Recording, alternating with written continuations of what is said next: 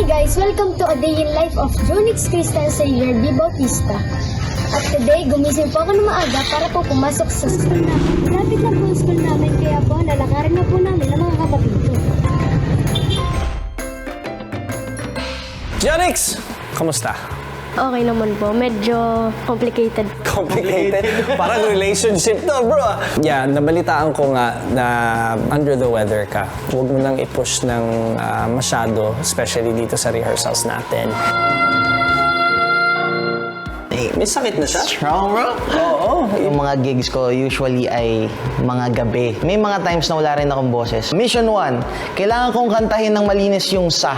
Pagtapos nung sa, I'm good. Bawat naman. Kasi pag nagawa mo ng malinis every word, buong song, magiging malinis. Masasurvive mo yun. Hindi ako natanggap sa The Voice before. Overage ako. Nakikita ko yung 15 years old self ko kanina.